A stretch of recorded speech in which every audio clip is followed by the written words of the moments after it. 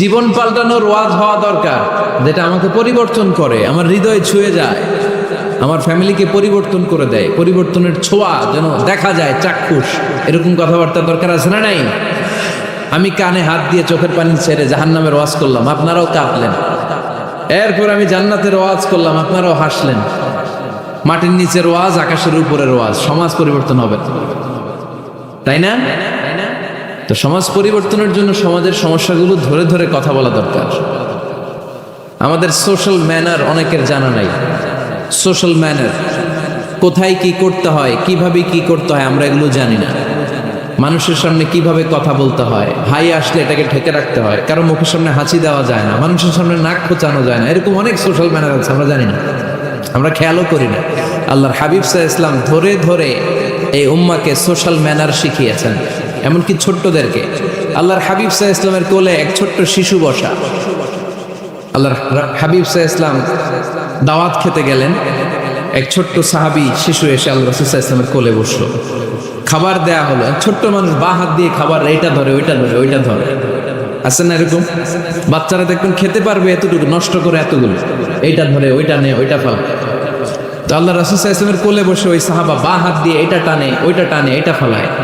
আল্লাহ রাসূল সাল্লাল্লাহু আলাইহি ওয়াসাল্লাম বললেন, ইয়া গুলাম, এই পিচ্চি, এই বাচ্চা, সাম্মিল্লাহ, তুমি যে হাত দিয়ে খাবার টানতেছো, বিসমিল্লাহ বলছো, আগে বিসমিল্লাহ বলো। কুল বিয়ামিনিক, ডান হাতে খাও, বিসমিল্লাহ বলো। কুল বিয়ামিনিক, ডান হাতে খাও। ওয়া কুল মিম্মা ইয়ালিক, তোমার সামনে যেটা আছে ওইটা খাও। এরকম টানা হিচড়ে করো। ওই সাহাবী বলেন, এই যে তিনটা কথা, তিনটা গাইডলাইন আল্লাহর হাবিব সাল্লাল্লাহু আলাইহি ওয়াসাল্লাম খাওয়ার আগে আমাকে দিয়েছিলেন, আমি মরার আগ পর্যন্ত এই গাইডলাইনের বাইরে কোনোদিন খাই নাই, সবসময় এভাবে। তো বাচ্চাদেরকে শিখাবেন যে বিসমিল্লাহ বলো, ডান হাতে খাও, সামনে যেটা আছে ওইটা খাও। একবার আল্লাহ রাসূল সাল্লাল্লাহু আলাইহি ওয়াসাল্লামের প্রিয় দৌহিত্র মানে নাতি হাসান রাদিয়াল্লাহু তাআলা আনহু, আল্লাহ রাসূল সাল্লাল্লাহু আলাইহি ওয়াসাল্লাম খুব ভালোবাসতেন হাসান রাদিয়াল্লাহু তাআলা আনহুকে এবং হুসাইন রাদিয়াল্লাহু তাআলা আনহু, এই দুইজনকে। ওনারা দুই ভাই আল্লাহ রাসূল সাল্লাল্লাহু আলাইহি ওয়াসাল্লামের পিঠে উঠে আল্লাহ রাসূল সাল্লাল্লাহু আলাইহি ওয়াসাল্লামের ঘোড়া বানিয়ে খেলতো। সুবহানাল্লাহ বলবেন না? ঘোড়া হতো আল্লাহর রাসূল, ঘোড়া হতো কে? আর ঘোড় সাওয়ার হতেন হাসান আর হুসাইন। আল্লাহ রাসূল সাল্লাল্লাহু আলাইহি ওয়াসাল্লাম বাবরি চুল রাখতেন, লম্বা চুল, ঘোড়ার ঘাড়ে যেমনি রশি থাকে, হাসান হুসেন রাসূল সাল্লাল্লাহু আলাইহি ওয়াসাল্লামের চুলগুলোরে ধরে টেনে টেনে এরকম ঘোরা ঘোরা খেলতেন। সুবহানাল্লাহ বললেন না? তো হাসান রাদিয়াল্লাহু তাআলা আনহু একবার যাকাতের খেজুরের স্তূপ ছিল, উনি যে ছোট্ট মানুষ, খাবার দেখলি তো ছোট্ট বাচ্চারা খেতে আরম্ভ করে, এটা কি নিজের খাবার, হালাল না হারাম, এগুলো তো খেয়াল করে। তো হাসান রাদিয়াল্লাহু তাআলা আনহু যাকাতের খেজুর নিয়ে খেতে আরম্ভ করলেন। আল্লাহ রাসূল সাল্লাল্লাহু আলাইহি ওয়াসাল্লাম এসে ওনার গলায় চেপে ধরলেন, চেপে জোর করে মুখ থেকে টেনে খেজুর বের করলেন আর বললেন, আন ইন্না লা নাকুলু সাদাকা, হাসান তুমি জানো না আমরা হাশিমি খানদানের লোক, আমরা আলে মুহাম্মদ, আমার বংশের কেউ কোনোদিন তার গলা দিয়ে যাকাতের কোনো সম্পদ ঢুকাতে পারবে না। খবরদার হাসান, খবরদার নাতি, ফেলে দাও। হাদিসে এসেছে কিখ কিখ, মানে আমরা যেটা ওয়াক ওয়াক বলি, গলার ভিতরে গেলে ওয়াক ওয়াক বলে থুতু ফেলি, রাসূল সাল্লাল্লাহু আলাইহি ওয়াসাল্লাম কিখ কিখ বলে গলায় চেপে মুখ থেকে টেনে সেই খেজুরটা বের করেছেন। বলেছেন, হাসান আমরা যাকাতের সাদাকার খেজুর খাই না, খবরদার হাসান কখনো যাকাতের খেজুর খাবে না। সুবহানাল্লাহ। তো এইভাবে আল্লাহ রাসূল সাল্লাল্লাহু আলাইহি ওয়াসাল্লাম আমাদেরকে শিখিয়েছেন, অন্যায় দেখলে, ভুল দেখলে এটা বলতে হবে, কারণ সাকিতু আনিল হাক্কি শাইতানুন আখরাস, অন্যায় দেখে যে চুপ থাকে ওটা মুমিন নয়, ওটা বোবা শয়তান। চিল্লায় বলেন ঠিক কি না? অন্যায় দেখলে রুখে দাঁড়ান, গর্জে উঠুন। আপনার আপন বোনের বয়সের একটা মেয়েকে কিছু বখাটে ছেলেরা টিজ করতেছে, আপনি দেখে চলে যান কেন? দাঁড়ান, আপনি জিজ্ঞেস করুন কি হয়েছে, মেয়েটাকে তোমরা ডিস্টার্ব করো কেন? আপনি দাঁড়ালে আরো কয়েকজন এসে দাঁড়াবে, ঠিক কিনা? কিন্তু একজনকে তো দাঁড়াইতে হবে, দাঁড়ানোর দরকার আছে না নাই? মনে রাখবেন, আধারে ভয় পেও না, আলো আছে আড়ালে, অন্ধকার পালিয়ে যাবে তুমি উঠে দাঁড়ালে। দাঁড়াতে হবে আপনার। অন্যায় রুখে দেন, অসঙ্গতি রুখে দেন, প্রতিবাদ করেন। সামাজিক যত ধরনের অন্যায় আছে, যৌতুক, সুদ, ঘুষ, দুর্নীতি, রুখে দেন। আমরা এগুলোর বিরুদ্ধে। আমরা দুর্নীতির পক্ষে না বিপক্ষে? সুদের পক্ষে না বিপক্ষে? যৌতুকের পক্ষে না বিপক্ষে? এগুলোর বিরুদ্ধে সামাজিক আন্দোলন গড়ে তুলুন, কথা বলেন, raise your voice, raise your voice heart, কণ্ঠকে উঁচু করুন, প্রতিবাদ করুন, রুখে দাঁড়ান। আপনি দাঁড়ালে সোজা থাকবে বাংলাদেশ, আপনি বসে গেলে পথ হারাবে বাংলাদেশ। এজন্য সামাজিক অন্যায়কে রুখে দিতে হবে। আল্লাহর হাবিব সাল্লাল্লাহু আলাইহি ওয়াসাল্লাম যত জায়গায় সামাজিক অসঙ্গতি দেখেছেন ধরে ধরে ঠিক করেছেন। কারো ভুল নাম দেখলে তিনি চেঞ্জ করে দিতেন। মক্কা থেকে মদিনায় যখন আল্লাহ রাসূল সাল্লাল্লাহু আলাইহি ওয়াসাল্লাম গেলেন, মদিনার আগের নাম ছিল ইয়াসরিব। মদিনার আগের নাম কি ছিল? ইয়াসরিব। ইয়াসরিব শব্দের অর্থ to take revenge from someone, প্রতিশোধ নেয়া। আল্লাহর হাবিব সাল্লাল্লাহু আলাইহি ওয়াসাল্লাম বলেন, আমি রাহমাতাল লিল আলামিন, আমি দয়ার নবী, মায়ার নবী, আর আমি যেই শহরে আসবো এই শহরের নাম প্রতিশোধের শহর। নেভার, কখনো হতে পারে না। আজকে থেকে এই শহরের নাম তওবা কিংবা তয়্যিবা, মানে পবিত্র নগরী, মদিনাতুন নবী, নবীর শহর। আল্লাহ রাসূল সাল্লাল্লাহু আলাইহি ওয়াসাল্লাম ইয়াসরিব থেকে ওই শহরের নাম ওই দিনই মদিনা শহর বানায় দিলেন। এক সাহাবীকে জিজ্ঞেস করলেন, মাসমুক, নাম কি? বলে, আমার নাম হচ্ছে হাজান। হাজান মানে দুশ্চিন্তা, অ্যাংজাইটি, মানে যে সবসময় টেনশন করে। আল্লাহ রাসূল সাল্লাল্লাহু আলাইহি ওয়াসাল্লাম বলেন, এটা একটা নাম হলো মিয়া? টেনশন কি কারো নাম হয়? রাসূল সাল্লাল্লাহু আলাইহি ওয়াসাল্লাম বললেন, শোনো, তোমাকে একটা পরামর্শ দেই, এই টেনশন নাম বাদ দাও, তুমি হাজান নাম কেটে সাহাল নাম রাখো, সাহাল। এখন হাজান বলে, আমি ছোট্টবেলা থেকে সবাই আমারে চেনে হাজান নামে, এখন আমার নাম যে সাহাল, এটা আবার ঘোষণা দিতে হবে, দরকার নেই, আমার হাজান আছে, এটাই ভালো, টেনশন, সমস্যা নেই। ও এবার বাড়িতে চলে যাওয়ার পরে আল্লাহ সব টেনশন ওর মাথার উপরে চাপাইছে। ওর এই বিপদ, ওর ব্যবসায় মন্দা, ওর পেটে ব্যথা, ওর জ্বর, ওর অসুস্থতা, ওর ঘরে শান্তি নেই, একটার পর একটা টেনশন আরো বেড়ে গেছে। সবাই বলে হাজান, ওই যে রাসূল সাল্লাল্লাহু আলাইহি ওয়াসাল্লাম সুন্দর নাম দিয়েছিল ওইটা নেও না, এই জন্য টেনশন বাড়ছে। যাও রাসূল সাল্লাল্লাহু আলাইহি ওয়াসাল্লামের কাছে ক্ষমা চেয়ে নাম ফেরত করে নিয়ে আসো। হাজান এবার যে বলে, ইয়া রাসূলুল্লাহ, আমার হাজান নামের দরকার নাই, আপনি যেটা সাহাল দিয়েছিলেন ওইটাই ভালো। সাহাল শব্দের অর্থ সহজ। সাহাল মানে কি? ওই সাহাল রাদিয়াল্লাহু তাআলা আনহু বলে, আমি রাসূল সাল্লাল্লাহু আলাইহি ওয়াসাল্লামের কাছে ক্ষমা চেয়ে ওনার দেয়া নাম নিয়ে আসলাম, সাহাল। তারপর থেকে সবাই আমাকে ডাকে সাহাল। সাহাল মানে সহজ। আর ওই দিন থেকে মরার আগ পর্যন্ত আমার জীবনে আর কোনো টেনশন আসে নাই, সব কাজে আল্লাহ সাহাল অর্থাৎ সহজ করে দিয়েছেন। পড়েন সুবহানাল্লাহ। এজন্য উঠে দাঁড়াতে হবে, রুখে দিতে হবে সব অন্যায়। রাজি আছেন তো? যে সূরা থেকে কথা শুনবো এটাকে বলে সামাজিক রীতিনীতির সূরা। আমাদেরকে আল্লাহ তাআলা সোশ্যাল অ্যান্ড মোরাল কিছু গাইডলাইন দিয়েছেন, 10টা গাইডলাইন আল্লাহ তাআলা আমাদের জন্য এখানে ডেডিকেট করেছেন। এবং আমরা দেখব যে এই সমস্যাগুলোর কারণেই আমাদের সমাজে আজকে অশান্তি। আল্লাহ রাসূল সাল্লাল্লাহু আলাইহি ওয়াসাল্লামের 9 জন স্ত্রী এট এ টাইমে বেঁচে ছিল। মোট স্ত্রী 11 জন, দাসী 2 জন, সব মিলে 13 জন। আর এট এ টাইমে বেঁচে ছিল 9 জন। আল্লাহর হাবিব সাল্লাল্লাহু আলাইহি ওয়াসাল্লামের আলাদা কোনো ঘর ছিল না। 9 বিবিরে 9টা ঘর করে দিয়েছিলেন। এগুলোরই বলে হুজরা। সুবহানাল্লাহ পড়েন।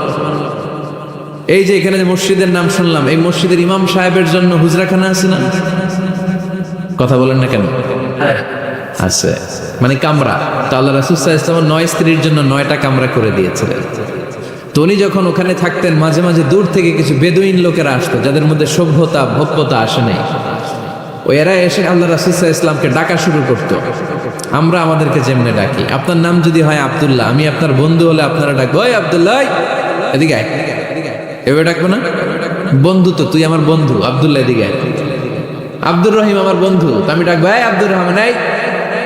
কিন্তু আল্লাহ রাসূল সাল্লাল্লাহু আলাইহি ওয়াসাল্লামের নাম হচ্ছে মুহাম্মদ, ওনারা কি ডাকা যাবে এই মুহাম্মদ এই? ডাকা যাবে? উনি কি আমাদের মতো মানুষ? উনি মানুষ, তবে অসাধারণ মানুষ, ঠিক কিনা? তো কিছু বেদুইন এসে দুপুরবেলা রাসূল সাল্লাল্লাহু আলাইহি ওয়াসাল্লাম বিশ্রাম নিচ্ছিলেন। তারা এসে বলতে আরম্ভ করলো, ইয়া মুহাম্মদ, ইয়া মুহাম্মদ, এই মুহাম্মদ এই, বের হও। আল্লাহ বরদাস্ত করলেন না। আল্লাহ বললেন, খবরদার, নিজেরা নিজেদেরকে যেমনে ডাকো নবীর ওইভাবে ডেকো না, তোমাদের সব আমল বরবাদ হয়ে যাবে। অপেক্ষা করো, অপেক্ষা করো, অ্যাপয়েন্টমেন্ট নাও, পারমিশন নাও, সালাম দাও।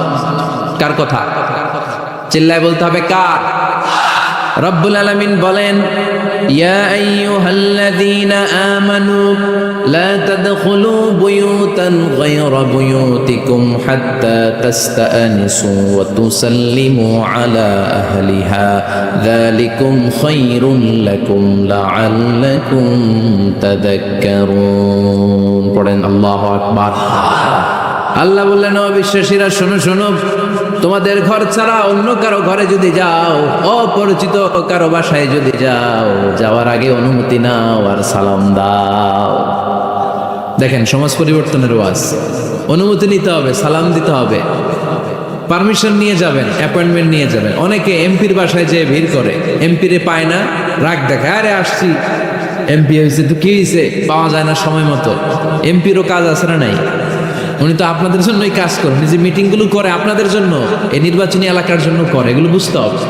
অনেক ব্যস্ত মানুষ হুজুরের বাসায় যে এই হুজুর নামে না এখনো, এতক্ষণ ধরে বসে আছি, 2 কাপ চা দিয়ে বসায় রাখছে আমাদের, এরকম অভিযোগ আছে না নাই? কিন্তু হুজুরও মানুষ, হুজুরের ঘুমানো লাগে, হুজুরের গোসল করা লাগে, হুজুরের বিশ্রাম লাগে, হুজুরের ফ্যামিলি আছে, হুজুরও অসুস্থ হয়, হুজুর রোবট না, ঠিক কিনা? এগুলো একটু বোঝার চেষ্টা করবেন, একটু আমলে নিবেন। এজন্য সুন্নাহ হচ্ছে কারো সাথে দেখা করার আগে অনুমতি নিয়ে যাওয়া। মোবাইল থাকলে ভাই বিকেলে একটু আসতে চাই, উনি যদি বলে হ্যাঁ আসেন, যাবে, তাহলে 1 নাম্বার সুন্নাহ অ্যাপয়েন্টমেন্ট নেওয়া। 2 নাম্বার সুন্নাহ যে সালাম দেওয়া, অনুমতি চাওয়া। কারো ঘরে হুট করে দরজায় ধাক্কা মেরে ঢুকা যাবে? আগে কি দিবেন?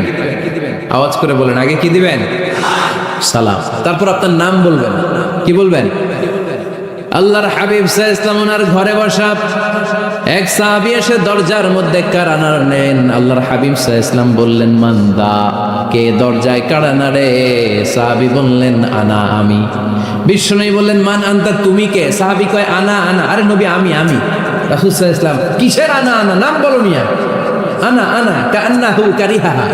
রাসূল সাল্লাল্লাহু আলাইহি ওয়াসাল্লাম ওর কথাটাই রিপিট করলেন। রাসূল সাল্লাল্লাহু আলাইহি ওয়াসাল্লাম জিজ্ঞেস করলেন, কে? বলে, আমি। আরে তুমি কে? সাহাবী বলে, হুজুর আমি। আল্লাহ রাসূল বলে, আমি। এটা কোনো নাম হইল? নাম বলো। আল্লাহ রাসূল সাল্লাল্লাহু আলাইহি ওয়াসাল্লাম রেগে গিয়ে 2 বার বললেন, আমি। তা আমি বললেন না, আবার নামটা বলবেন। আমি কোনো নাম হইল? তো সাহাবী বললেন, আমি। রাসূল সাল্লাল্লাহু আলাইহি ওয়াসাল্লাম বললেন, না, আমি তোমার নাম না, তোমার নাম বলবে। তাহলে কারোর সাথে দেখা করতে গেলে প্রথম কাজ হচ্ছে অ্যাপয়েন্টমেন্ট নেওয়া, 2 নাম্বার অনুমতি চাওয়া, দরজায় নক করে সালাম দেওয়া, আর নাম বলা। রাজি আছেন? অনুমতি ছাড়া কারো ঘরে ঢুকবেন? কে কে ঢুকবেন? হাত তুলেন তো দেখি। অনেকে তুলে ফেলছে হাত ভুলে। না, হাত তো ভুল করে হাত তুলছেন, সমস্যা নাই, কিন্তু কারো ঘরে অনুমতি ছাড়া, পারমিশন ছাড়া কখনো প্রবেশ করা যাবে না। এটা কি আপনাদের মনে থাকবে? এক সাহাবী বললেন, ইয়া রাসূলুল্লাহ, ইয়া হাবিবাল্লাহ, আমার ঘরে কেউ নাই, শুধু আমি থাকি আর আমার আম্মা থাকে। আস্তাযিনু আলা উম্মি, আমার মায়ের ঘরে যেতেও কি আমার অনুমতি লাগবে নাকি? আল্লাহর হাবিব বললেন, তুহিব্বু আন তারাহা উরিয়ানা, তুমি কি চাও নাকি তোমার মাকে তুমি উলঙ্গ দেখবে? সাহাবী বললেন, না, কশিন কালেও আমার মারে আমি উলঙ্গ দেখতে চাই না। আল্লাহর হাবিব সাল্লাল্লাহু আলাইহি ওয়াসাল্লাম বললেন, ইদান ইস্তাযিন আলাইহা, তাহলে তোমার মার ঘরে ঢোকার আগেও অনুমতি নিয়ে ঢুকবা। মায়ের ঘরে ঢোকার আগে অনুমতি নিয়ে ঢুকবা। সাহাবী বলে, আনা খাদিমুহা, রাসূল সাল্লাল্লাহু আলাইহি ওয়াসাল্লাম, আমি ছাড়া ওনার কেউ নাই, আমি তো ওনার খেদমত করি, আমার মার ঘরে ঢোকার আগে অনুমতি নেওয়া লাগবে? আল্লাহ রাসূল সাল্লাল্লাহু আলাইহি ওয়াসাল্লাম বললেন, হ্যাঁ, তোমার মায়ের ঘরে ঢোকার আগে অনুমতি নেওয়া লাগবে।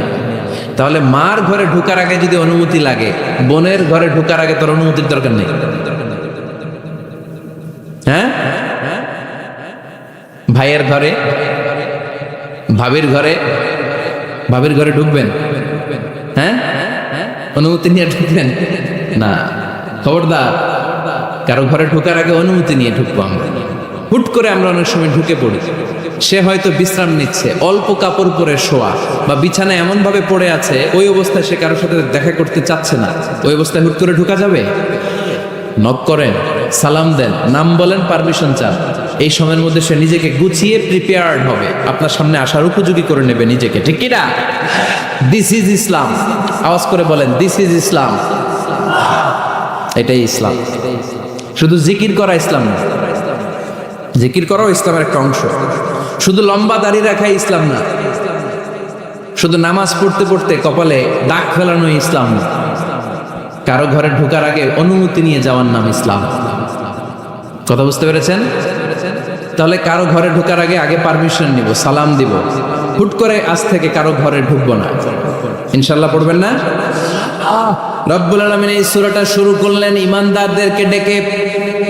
এই সূরার মধ্যে রব্বুল আলামিন 5 বার ঈমানদারদেরকে ডাক দিয়েছেন, আর একবার গোটা বিশ্বের সব মানুষদেরকে ডাক দিয়েছেন। পড়েন সুবহানাল্লাহ। আল্লাহ বললেন ইয়া আইয়ুহাল্লাযীনা আমানু লা তুকদ্দিমু বাইনা ইয়াদাইল্লাহি ওয়া রাসূলিহি ওয়াত্তাকুল্লাহ ইন্নাল্লাহা সামিউন আলীম। আল্লাহ বললেন অবিশ্বাসীরা শোনো, প্রথম গাইডলাইন, এই সমাজে যদি শান্তি চাও, সমাজটারে যদি সুন্দর বানাতে চাও, আল্লাহ আল্লাহ রাসূলের বিধানের উপরে কোনো কথা বলো না। আল্লাহ আল্লাহ রাসূল যেই বিধান দিয়েছেন ওই বিধানটাই ফাইনাল। আল্লাহ আল্লাহ রাসূল যা বলছে ওইটা ফাইনাল না আমার যা মন চায় ওইটা ফাইনাল? কারটা ফাইনাল?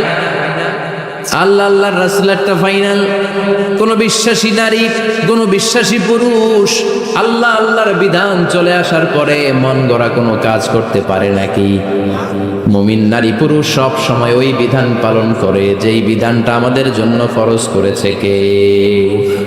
আল্লাহ আল্লাহ রাসূল যা বলেছে এটাই ফাইনাল। খবরদার আল্লাহ এবং আল্লাহ রাসূলের দেয়া কোনো বিধানকে টপকে যেও না। Don't try to be over smart, বেশি স্মার্ট হতে যেও না। যতটুকু ইসলাম দিয়েছে ওইটার মধ্যেই থাকো। ইসলামের চেয়ে বেশি স্মার্ট কোনো কিছু হতে পারে? ইসলামের চাইতে কোনো কিছু বেশি মডার্ন হতে পারে? আল্লাহর দেয়া, আল্লাহ রাসূলের দেয়া কোনো আইনের চেয়ে কোনো স্মার্ট আইন পৃথিবীবাসী বানাতে পারে? এজন্য আল্লাহ বললেন ওয়ামা কানা লিমুমিনিন ওয়ালা মুমিনাতিন ইযা কাদাল্লাহু ওয়া রাসূলুহু আমরান আন ইয়াকুনা লাহুমুল খিয়ারাতু মিন আমরিহিম। আল্লাহ আল্লাহর রাসূলের বিধান যখন জানা হয়ে যায়, কোনো মুমিন বান্দা বান্দি তাদের আর নিজেদের পক্ষ থেকে কোনো অপশন থাকে না, কোনো চয়েস নেই। আমার আল্লাহ বলেছে 5 ওয়াক্ত নামাজ জামাতের সাথে পড়ো, এর উপরে আমাদের কোনো কথা আছে নাকি? আল্লাহ নারীদেরকে বললেন হিজাব করে রাস্তায় বের হও, এর উপরে কোনো কথা আছে নাকি? আল্লাহ বললেন সমাজের ফিনান্সিয়াল ট্রানজ্যাকশন গুলো ব্যবসার মাধ্যমে হবে, কোনো সুদের কারবার চলবে না, এর উপরে মুমিনদের কোনো কথা আছে নাকি? আল্লাহ আল্লাহ রাসূল যেটা বলেছে ওইটাই ফাইনাল, ওইটাই সবচেয়ে শ্রেষ্ঠ। খেয়াল রাখবেন, এর চেয়ে বেশি শ্রেষ্ঠ হতে পারে? এক সাহাবী বললেন আমি সারা রাত তাহাজ্জুদ পড়ব, ঘুমাবো না। এক সাহাবী বলল আমি আর স্ত্রীদের কাছে যাব না। আরেক সাহাবী বলল সারা বছর আমি রোজা রাখবো, আমি কোনোদিন রোজা ভাঙবো না। আল্লাহ রাসূল সাল্লাল্লাহু আলাইহি ওয়াসাল্লাম রেগে গেলেন, কারণ আল্লাহ রাসূল সাল্লাল্লাহু কি এগুলো শিখাইছেন আমাদেরকে?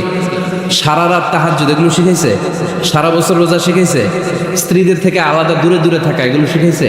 রাসূল সাল্লাল্লাহু আলাইহি ওয়াসাল্লাম রেগে গেলেন। দেখেন what a check and balance, ইসলাম কতটা ভারসাম্যপূর্ণ জীবন ব্যবস্থা। আল্লাহ রাসূল সাল্লাল্লাহু আলাইহি ওয়াসাল্লাম ডেকে বলেন কার এত সাহস যে বলেছে সারা রাত তাহাজ্জুদ পড়বে? কই, আমি নবী তো সারা রাত তাহাজ্জুদ পড়ি না, আমি নবী তো তাহাজ্জুদও পড়ি আবার ঘুমাই, তো আমি ঘুমাইয়া আল্লাহর এত বড় প্রিয় বান্দা হতে পারি, তোমার সমস্যা কোথায়? আমি নবী হয়ে 11 জন স্ত্রীর সাথে মেলামেশা করতে পারি, তোমার মিশতে সমস্যা কোথায়? আমি নবী রোজা রাখি আবার মাঝে মাঝে রোজা রাখি না, দিনের বেলা খাই, এভাবে মানতে তোমার সমস্যা কোথায়? ইন্নী লা আখশাকুম লিল্লাহি ওয়া আতকাকুম লাহু, আমি নবী সবার চাইতে বেশি আল্লাহরে চিনি, আমার নবীর চাইতে আল্লাহরে বেশি কেউ চিনে? আরে নবী তো আমাদেরকে আল্লাহকে চিনিয়ে দিয়েছে, চিল্লায় বলেন ঠিক কি না? আমার নবীর চাইতে কেউ বেশি বুজুর্গ হতে পারবে, আমার রাসূলের চাইতে কেউ বেশি আল্লাহওয়ালা হতে পারবে? তার মানে রাসূল যতটুকু শিখিয়েছে অতটুকুই শ্রেষ্ঠ। এটা টপকিয়ে এটার উপর দিয়ে অ্যাডভান্স হয়ে সামনে যাওয়া যাবে? বেশি বোঝা যাবে না। খবরদার, রাসূল যেটা শিখিয়েছেন অতটুকুর মধ্যে থাকতে হবে, তাহলে কল্যাণ আর বরকত দিবে কে? মাগরিবের ফরজ নামাজ কয় রাকাত? কয় রাকাত? ফরিদপুরের কেউ যদি বলে আমি অনেক বড় আল্লাহর ওলি, আমি 5 রাকাত পড়বো সওয়াব বেশির জন্য, হ্যাঁ কি কয় হবে না? 5 রাকাত তো সেজদা কয়েকটা বেশি আছে, এটার মধ্যে রুকু কয়েকটা বেশি, কষ্টও বেশি, হবে কথা কয় না? হবে। রমাদানের 30 দিন রোজা রাখা ফরজ, আপনি যদি বলেন না রমজানে না রেখে এটা আমি শাবান জুলকাদ জুলহাজ 3 মাস টানা 90 দিন রেখে দিই, বেশি রাখবো আমি, হবে? হবে, কারণ বেশি বুঝছে। কারণ কি? আল্লাহ রাসূলের চাইতে বেশি বোঝা যাবে, আল্লাহ রাসূলের চাইতে বেশি বুজুর্গ সাজা যাবে। খবরদার, never be advanced from Allah and his রাসূল। আল্লাহ এবং আল্লাহ রাসূলের চাইতে আমরা অ্যাডভান্স হব না। আল্লাহ আল্লাহ রাসূল যা দিয়েছেন ওইটাই ফাইনাল। ওইটা কি ফাইনাল? আওয়াজ করে বলেন ওইটা কি? তাহলে সামাজিক সুখ সম্প্রীতির প্রধান মাধ্যম হচ্ছে আল্লাহ আল্লাহ রাসূল যা বলেছে এটাই আমরা মানব, এর উপরে আমরা কোনো কথা বলতে চাই এরপর আল্লাহ ইমানদারদেরকে আবার ডাক দিলেন, বললেন ইয়া আইয়ুহাল্লাযীনা আমানু লা তারফাউ আসওয়াতাকুম ফাওকা সাওতিন নবী। ও বিশ্বাসীরা খবরদার, আমার নবীর কণ্ঠের চাইতে তোমাদের কণ্ঠ বড় করো না। ঘোষণাটা কার? কারণ সাহাবারা আল্লাহ রাসূল সাল্লাল্লাহু আলাইহি ওয়াসাল্লামের চারদিকে এরকম ঘিরে বসে থাকে।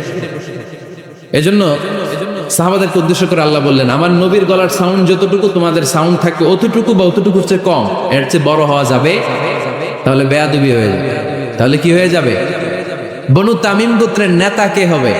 আল্লাহর হাবিব সাল্লাল্লাহু আলাইহি ওয়াসাল্লাম পরামর্শ করছিলেন। আবু বকর রাদিয়াল্লাহু তাআলা আনহু বললেন, আমার মনে হয় এই লোকটা হইলে ভালো হয়। ওমরে ফারুক বলে, না উনি না, আমার মতে এই লোকটা হইলে ভালো। সাইয়েদনা আবু বকর বললেন, আরে না ওমর, তুমি বুঝো নাই, আমি যার কথা বলেছি সে হলে সবচেয়ে ভালো, তার মধ্যে নেতৃত্বের গুণ আছে। সাইয়েদনা ওমর ফারুক বলেন, না আপনি বুঝেন নাই, আপনার চেয়ে আমি ভালো বুঝছি, আমি যারে বলেছি সেই হবে নেতা। তর্ক আছে না নাই? এই তর্ক, কথার নাম কথা, কথার পিঠে কথা করতে করতে করতে করতে ওনাদের মধ্যে একটা ঝগড়ার একটা ভাব। বিশ্বনবী বসা, এই ঝগড়া করতে করতে সাউন্ড বড় হয়ে গেছে, এই উনি হবে, উনি বলে না উনি হবে। বিশ্বনবীর কণ্ঠের চাইতে কণ্ঠ উঁচু হয়ে গেল, আরশের উপর থেকে একটা ধমক দিলেন কে? আল্লাহ বললেন, খবরদার লা তারফাউ আসওয়াতাকুম ফাওকা সাওতিন নবী, নবীর কণ্ঠের চাইতে কণ্ঠ উঁচু করো না। ওয়ালা তাজহারু লাহু বিল কওলি কাজহারি বা'দিকুম লিবা'দ আন তাহবাতা আমালুকুম ওয়া আনতুম লা তাশউরুন। নবীর কণ্ঠের চাইতে তোমাদের কণ্ঠ যদি উঁচু হয়ে যায়, তোমাদের সব নেক আমলগুলো আমি আল্লাহ বাতিল করে দেব। ধমকটা ছোট না বড়? ছোট না বড়? মনোযোগ আছে আপনাদের? যদি নবীর কণ্ঠের চাইতে তোমাদের কণ্ঠ বড় হয়, জীবনে যত ইবাদত করছো সব বাতিল, নামাজগুলো বাতিল, কাজে আসবে না। হজ করছো বাতিল, রোজা রেখেছো বাতিল, সব বাতিল। বেয়াদবি করেছো নবীর সাথে, চিল্লায় বলেন ঠিক কিনা? নবীর কণ্ঠের চাইতে নিচু হতে হবে কণ্ঠ। এই আয়াত আসার পরে সাহাবারা তো এমন ভয় পেলেন, এবার নবীর কাছেই কেউ আসে না। সুবহানাল্লাহ কইবেন না? ভয়ে আসে না, ভয়ে না জানি আমার কণ্ঠ আবার নবীর কণ্ঠের চাইতে উঁচু হয়ে যায়। ওমরে ফারুক রাদিয়াল্লাহু তাআলা আনহু ডানে ঘুরে বায়ে ঘুরে কাছে আসে না। আবু বকর রাদিয়াল্লাহু তাআলা আনহু ডানে ঘুরে বায়ে ঘুরে কাছে আসে না। আল্লাহর হাবিব ওমরে ফারুককে ডাক দিলেন, এই ওমর সামনে আসো, এদিকে আসো। ওমরে ফারুক আসলেন, কিন্তু ওমরে ফারুক এত আস্তে আস্তে কথা বলেন, বিশ্বনবী ওমরে ফারুকের কথা কানে শোনে না। সুবহানাল্লাহ নাই? এত আস্তে আস্তে ওমরে ফারুক কথা বলেন, বিশ্বনবী শুনতে পান না। ওমর কি বললা, একটু জোরে বলো না। ওমরে ফারুক একটু জোরে বললেন, তাও শুনেন না। বিশ্বনবী বললেন, আরেকটু সাউন্ড বড় করে বলো, আমি তো শুনি না, জোরে বলো। ভয়, কারণ কণ্ঠ যদি উঁচু হয়ে যায় আমার নবীর কণ্ঠের চাইতে, জীবনের সব ইবাদত শেষ। এজন্য কথা কওয়ার দরকার নেই, ইবাদতগুলো ঠিকঠাক আওয়াজ করে পড়তে হবে আল্লাহু আকবার।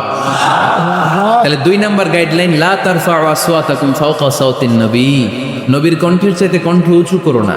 আপনারা হজ উমরা করেছেন কে কে দেখি? মাশাআল্লাহ, হাত নামান। যারা আমরা করি নাই, আমরা আল্লাহর কাছে কামনা করি, আল্লাহ আমাদেরকেও তুমি যাওয়ার তৌফিক দাও।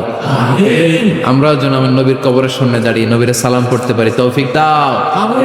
আমরাও যেন রাউদাতুম মিন রিয়াদিল জান্নাহে ঢুকে 2 রাকাত নামাজ পড়তে পারি, তৌফিক দাও। তোমার ঘরটা যেন তাওয়াফ করতে পারি, তৌফিক দাও।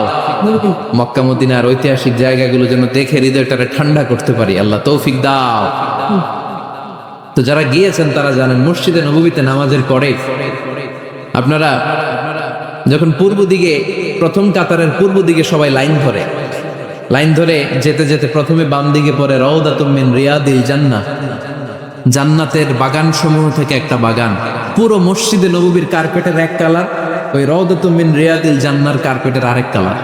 আল্লাহ রাসূল সাল্লাল্লাহু আলাইহি ওয়াসাল্লামের ঘর আর মিম্বার এতটুকু জায়গাকে অন্য কালারের কার্পেট দেয়া হয়েছে। এটা দুনিয়ার বুকে জান্নাতের টুকরার মধ্যে থেকে একটা টুকরা, কোন সুবহানাল্লাহ। হাজিরা খুব ভিড় করে এখানে নামাজ পড়ার জন্য। এটা বাম দিকে পাবেন। এরপরে যেতে যেতে কিছু দূর যাওয়ার পরে বাঁ দিকে পাবেন বিশ্বনবী সাল্লাল্লাহু আলাইহি ওয়াসাল্লামের কবর, আল কবর আশ শরীফ। আমার নবী এখানে শুয়ে আছে। যেই নবীর কথা আজীবন ওয়াজে শুনলেন, যেই নবীরে নামাজের তাশাহুদে বসে সালাতু সালাম পড়ে শোনা, যে নবীর জন্য দেহের তাজা রক্ত আমরা বিলিয়ে দিতে রাজি, ওই নবীর কবরের সামনে যে যখন দাঁড়াবেন আর ভাববেন আমার আর নবীর থেকে ব্যবধান 5-6 হাত, এইখানে আমার নবী শুয়ে আছে, এইখানে আমি, আপনি কি ধৈর্য ধারণ করতে পারবেন? কথা বলেন, নিজেকে সামলে রাখতে পারবেন? আমার নবীর কোন উম্মত প্রথম যখন উমরা করতে যায়, হজ করতে যায়, নবীর কবরের সামনে দাঁড়িয়ে নিজেকে সামলে রাখতে পারে না, চিৎকার দিয়ে কান্না আসে, চোখ দিয়ে ধা ধা করে অশ্রু ঝরে। যেই নবীর ভালোবাসা আমার হৃদয়ের মধ্যখানে, আমার নবী নাকি শোয়া আছে এই জায়গায়, এই জায়গায় আমার নবী শোয়া, সহ্য হয় না, বুক ফেটে চিৎকার আসে, কিন্তু চিৎকার দেয়া যায় না। কারণ যে আয়াতের তাফসীর আপনাদেরকে শোনাচ্ছি, এই আয়াতটা বিশ্বনবীর কবরের উপরে লেখা, লা তারফাউ আসওয়াতাকুম ফাওকা সাউতিন নবী, তুমি নবীর দরবারে এসেছো, এখানে বড় গলায় আওয়াজ করে কোনো কথা বলা যাবে না, চিল্লায় বলেন ঠিক কি না? এই আয়াতটা আজও লেখা নবীর কবরের উপর, লা তারফাউ আসওয়াতাকুম ফাওকা সাউতিন নবী, এটা নবীর দরবার, এখানে চিৎকার চেঁচামেচি করে দুরূদ পড়া যাবে, লাফালাফি করা যাবে না, ভদ্রভাবে আন্তরিকতার সাথে বিনয়ের সাথে নবীরে সালাম দিতে হবে। সুবহানাল্লাহ পড়ো। আল্লাহ রাসূল সাল্লাল্লাহু আলাইহি ওয়াসাল্লাম আমাদের থেকে বিদায় নিলেন, কিন্তু এই আয়াতের হুকুম আজও আছে না নাই? অনুরূপ ভাবে যারা আমাদের উস্তাজ, মা বাবা, আধ্যাত্মিক নেতা, ধর্মীয় গুরু, ইসলামী আন্দোলনের নেতা, তাদের সামনেও উচ্চবাচ্য করে আওয়াজ করা যাবে, তাদের সাথে ভদ্র ভাষায় কথা বলার দরকার আছে না নাই? তাহলে দুইটা গাইডলাইন আমরা পেলাম। প্রথম গাইডলাইন হচ্ছে আল্লাহ রাসূল যা বলেছে এটাই ফাইনাল, এটাই কি? কথা বুঝে নাই? আল্লাহ রাসূল যা দিয়েছে সেটা কি ফাইনাল। আর 2 নাম্বার হচ্ছে নবীর কণ্ঠের চাইতে কণ্ঠ উঁচু করা যাবে? যাবে। 3 নম্বরে আল্লাহ মুমিনদেরকে আবার ডাক দিলেন, বললেন ইয়া আইয়ুহাল্লাযীনা আমানু ইন জাআকুম ফাসিকুম বিনাবাইন ফাতাবায়ানু, কেউ যদি তোমাদের কাছে কোনো সংবাদ নিয়ে আসে, সংবাদটা বিশ্বাস করার আগে যাচাই করে নাও। আদেশটা কার? জোরে বলেন। আমরা কিছু শুনলেই বিশ্বাস করি, এরকম আছে না নাই? যা শুনে তাই বিশ্বাস করে, এরকম করা যাবে? তো কি করবেন তাইলে? হ্যাঁ, কি করতে হবে? ঠিক না বেঠিক? হ্যাঁ, ঘটনাটা ঠিক না বেঠিক, এটা আমাদেরকে যাচাই করতে হবে। You have to justify the news, you have to verify the report. Whatever you found in social media or Facebook, don't share. Think twice before you share, man. Share করার আগে 2 বার ভাববেন যে শেয়ার করব কি করব। একটা কিছু পাইলেই শেয়ার মাইরা দেয়, সে দিচ্ছে শেয়ার, তার বন্ধু দেয় শেয়ার, পুরা ফেসবুকের মধ্যে মারামারি, আছে না নাই? আসলে এরকম কিছু ঘটেই নাই, আছে না নাই? খবরদার, আমরা খুব খুব বেশি পছন্দ করি রুমর, গুজব ছড়ানোর জন্য বাংলাদেশের পৃথিবীতে 1 নাম্বার। আমাদের চেয়ে কেউ বেশি গুজব ছড়াতে পারে। প্রায় দেখবেন সোশ্যাল মিডিয়াতে অমুক নেতার গোপন ভিডিও ফাঁস, তো অমুক নেতার গোপন ভিডিও ফাঁস হয়েছে, আপনার কি সমস্যা?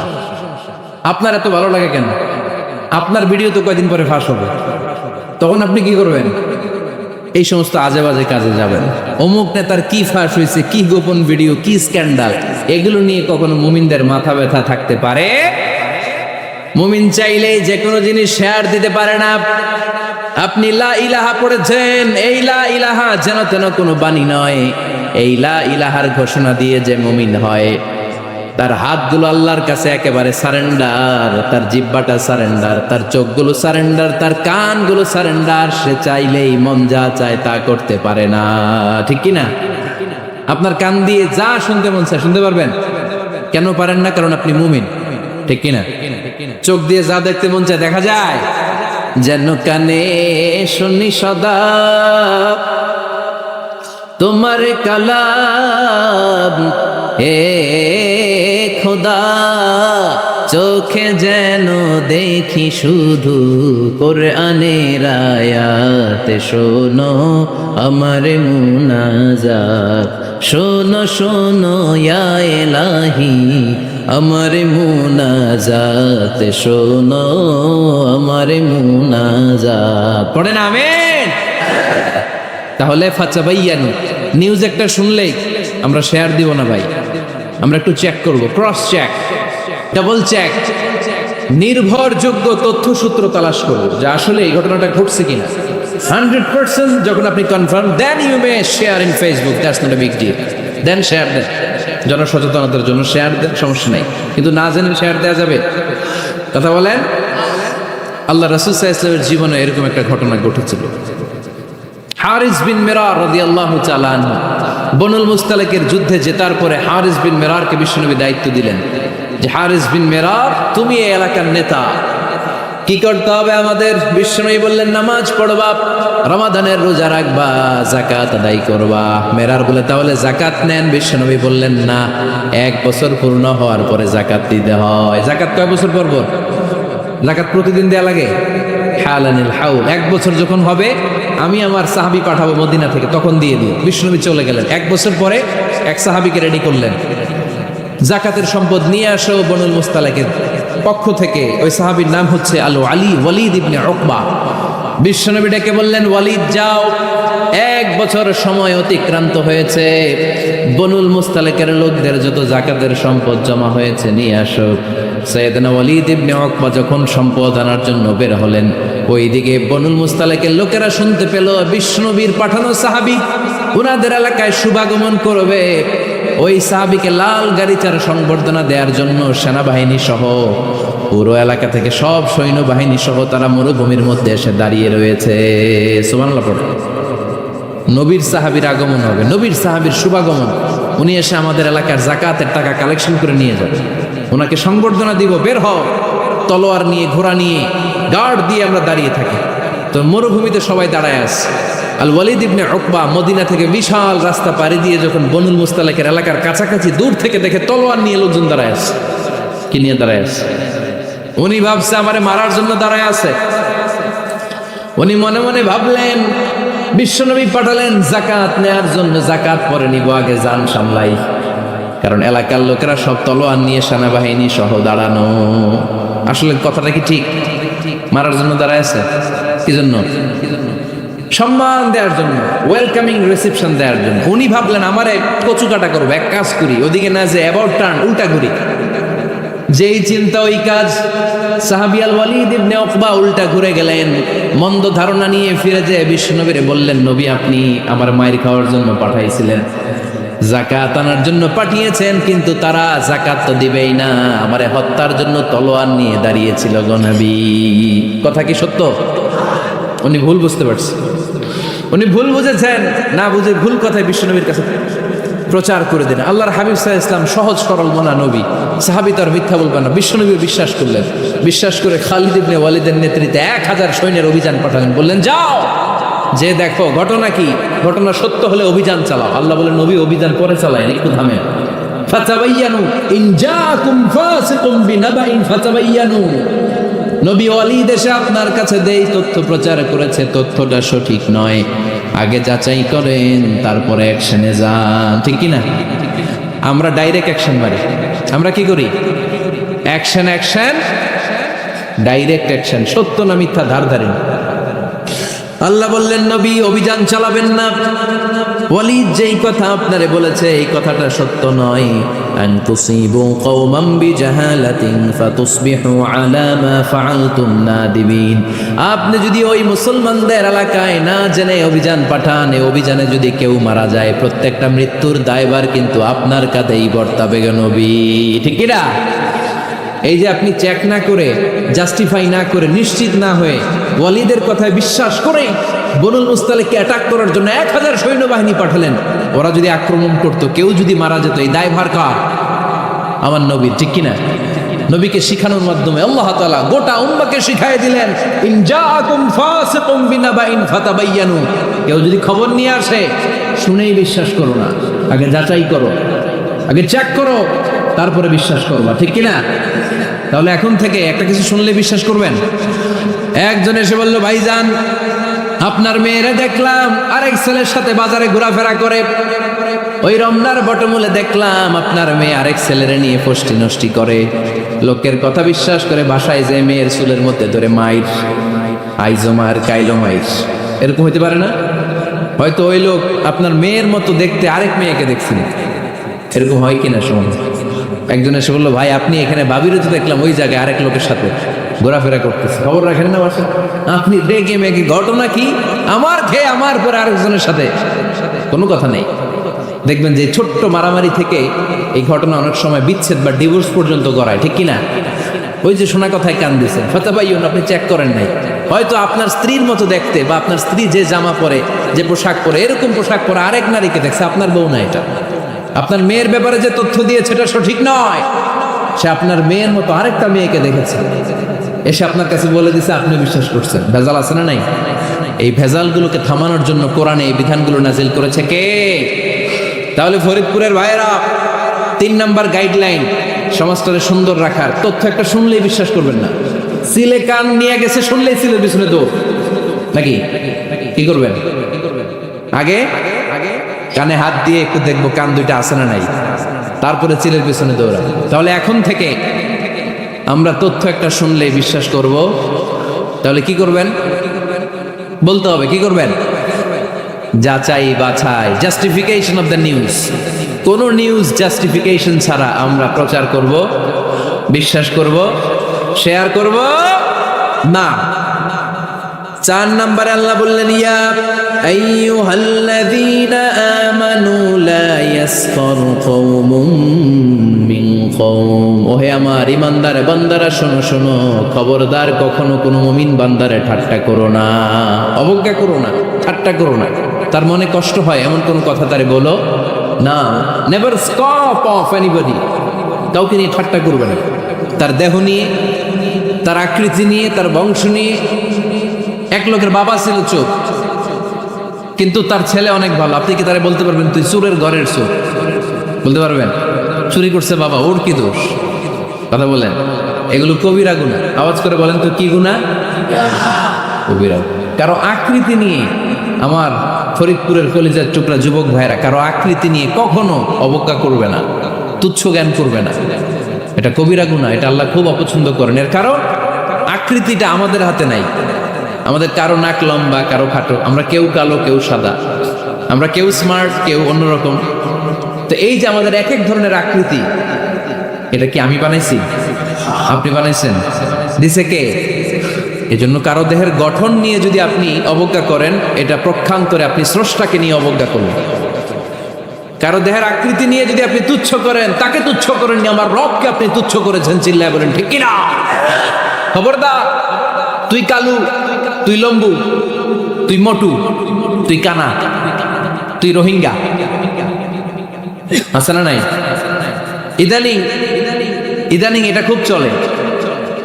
এই রোহিঙ্গা নামটা আছে না? ফরিদপুরে এগুলো ঢুকে নাই না? আমাদের ওইদিকে দেখি কি অবস্থা, কারোর সাথে কেউ লাগলে কেউ তুই রোহিঙ্গা। কি আশ্চর্য, এই গালি কবে আসলো? হ্যাঁ, অনেক ধরনের গালি। ঢাকায় আরেকটা চলে ফইন্নির ভূত, কি বলে? এই এগুলো আগে শুনি নাই আমরা, রিসেন্ট এগুলো বলা শুরু করছে, ফইন্নির ভূত, রোহিঙ্গা। না, এগুলো বলে আপনি কাউকে অবজ্ঞা করতে পারবেন? পারবেন না। খবরদার, এটা কবিরা গুনাহ, এটা ছোট গুনাহ মনে করবেন না। কারণ আকৃতি নিয়ে তুচ্ছ করা যায় না, কারণ আকৃতি দান করেছে কে?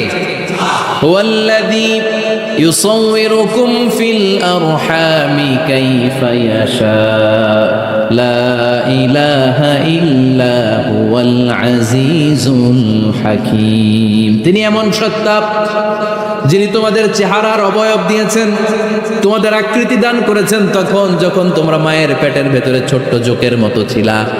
মায়ের পেটের ভেতরে আমরা যখন সবাই এত ছোট্ট, তখনই আমাদের চেহারার আকৃতি দিয়েছে কে? কে সুন্দর হব, কে ছেলে হব, কে মেয়ে হব, কে মোটা হব, কে চিকন হব? আমার ইচ্ছা হয়েছে? আওয়াজ করে বলতে হবে, কার ইচ্ছায়? প্রত্যেককে যদি আল্লাহ প্রত্যেকের নিজের চেহারার ডিজাইন করতে দিতেন, আল্লাহ যদি বলতেন তোমার চেহারাটা কেমন হবে তুমি ডিজাইন করো, তাহলে আপনি আপনারা কেমন বানাতেন? হ্যাঁ বলেন, ফরিদপুরের ভাইরা বলেন, সুন্দর করে বানাতেন তাই না? সবচাইতে স্মার্ট, সবচেয়ে সুন্দর করে আমি আমার চেহারাটা বানাতাম যদি আমাকে ডিজাইন করার সুযোগ দেওয়া হতো। কিন্তু এই সুযোগ তো আল্লাহ দেন নাই। ডিজাইন স্বয়ং করে দিয়েছেন কে? কোন নারীকে যদি আল্লাহ বলতে, এই নারীরা তোমাদের চেহারা কার কেমন লাগবে তোমরা বানাও, প্রত্যেক নারী কি করতো? বিশ্ব সুন্দরী করে নিজেকে বানাতো। খুদ ধরার মতো কোনো জায়গা সে নিজের জন্য রাখতো না, ঠিক কিনা? কিন্তু এটা আল্লাহ দেন নাই। এই আকৃতিটা আমাদেরকে সরাসরি দান করেছেন কে?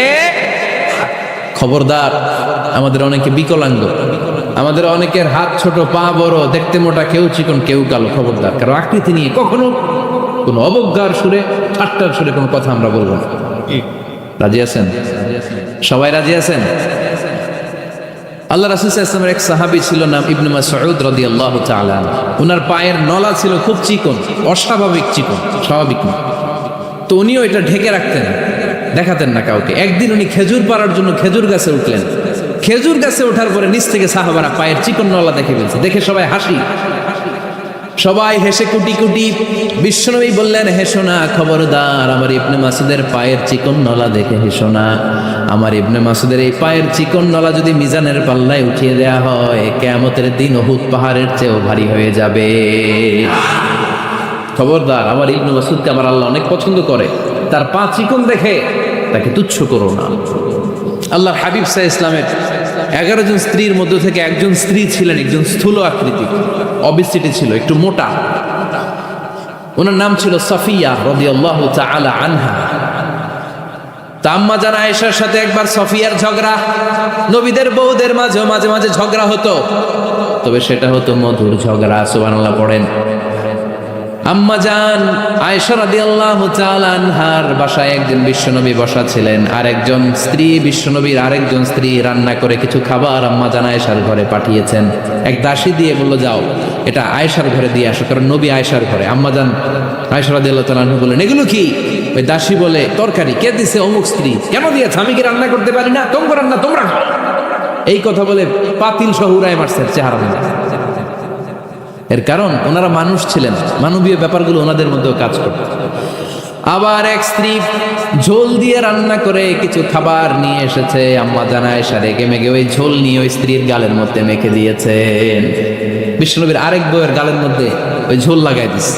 এবার ওই স্ত্রী বিশ্বনবীর কাছে যেয়ে বলে, ইয়া রাসূলুল্লাহ, দেখেন আয়েশারে আপনি বেশি আদর করেন তো, দেখেন কি করে আমাদের সাথে। এই যে আমাদের গালের মধ্যে ঝোল মাখাই একবার মেকআপ বানাইছে। বিষ্ণু ইসা ইসলাম বললেন, তাই আয়েশাকে ডাক। আম্মা জান আয়েশা রাদিয়াল্লাহু তাআলা আনহা আসলেন। আল্লাহ রাসূল সাল্লাল্লাহু আলাইহি ওয়াসাল্লাম বললেন, তুমি কি আমার এই স্ত্রীর সাথে এমন আচরণ করেছো? আম্মা জান আয়েশা বললেন, করেছি। কেন?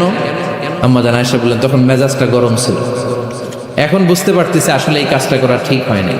এবার বিশ্বনবী বিচার করবেন। বিশ্বনবী বললেন, আল কিসাস, যেমন করা হয়েছে বিচার হবে তেমন।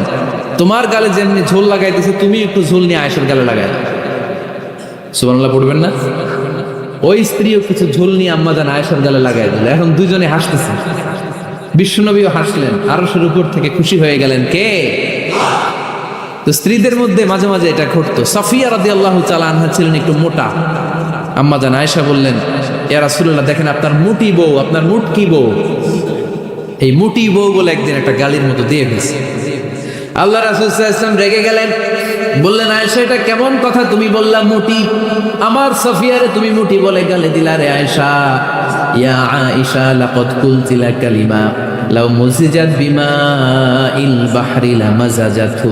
এমন একটা মন্তব্য তুমি সাফিয়ার ব্যাপারে করে ফেলেছো রে আয়েশা, এই কথাটা যদি সাগরের নীল পানির মধ্যে ছেড়ে দেয়া হয়, এই কথার পঙ্কিলতার কারণে, এই কথার কর্দমাক্ততার কারণে, এই কথার পঙ্কিলতার কারণে সাগরের সব পানিগুলো মুহূর্তের মধ্যে কালো হয়ে যাবে। এই কথাটা সাগরে ফেলে দিলে সাগরের নীল পানি পুরোটা কালো হয়ে যাবে। আয়েশা, খবরদার, কাউকে তুচ্ছ করে অবজ্ঞা করে কখনো কিছু বলা যাবে না। এই জিহ্বাটা এটা ভয়ঙ্কর একটা অঙ্গ। বেশিরভাগ পাপ এই জিহ্বা দিয়ে হয়। কি দিয়ে হয়? এই জন্য সাহাবারা জিহ্বা ধরে মাঝে মাঝে জিহ্বার মধ্যে ব্যাট মারতেন আর বলতেন, জিহ্বা তোর জন্য আমি আটকে যাবো কিয়ামতের দিন।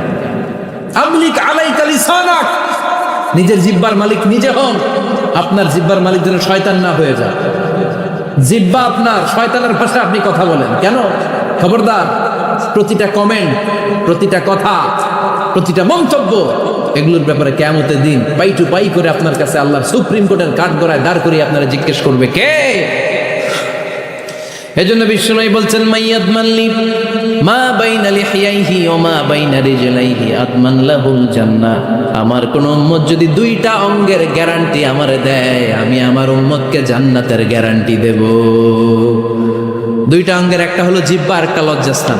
দুই চোয়ালের মাঝে যা থাকে লিজ্জা, জিহ্বা, আর দুই পায়ের মাঝখানে যা থাকে লজ্জাস্থান, এই দুইটা অঙ্গের গ্যারান্টি যদি বিশ্বনবীকে আপনি দেন যে নবী জিহ্বা আর লজ্জাস্থান এই দুইটা অঙ্গের কোনো পাপ আমি করব না, নবী বলে আমি দুনিয়ায় তোমার জান্নাতের গ্যারান্টি দেব।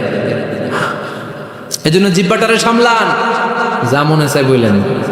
খবর আছে না নাই? খবর আছে। মা ইয়ালফিযু মিন কাউলিন ইল্লা লাদাইহি রাকীবুন আতীদ, যা মুখ দিয়ে বের হয় লিখে রাখার জন্য দুইজন ফেরেশতা রেডি করে রেখেছে। কে? চিল্লায় বলে। যতদিন আমরা বেঁচে থাকবো ততদিন থাকবে আমাদের কাঁধে, আমরা মরে যাবো এই ফেরেশতারা উড়াল দিবে, ঠিক কিনা? দুই কান্দে ছিল যে তোমার দুইজনা পাহারা, তোমারে একলা থুইয়া পালাইছে তাহারা, তোমার আট কুঠুরি নয় দরজা বন্ধ এবার হলো রে হলো, মুখে আল্লাহ রসুল সবে বলো, ও মুখে আল্লাহ রসুল সবে বলো, দুয়ারে আইসাছে পালকি নাই হরি গাও তোলো রে তোলো, মুখে আল্লাহ রসুল সবে বলো, ঠিক না?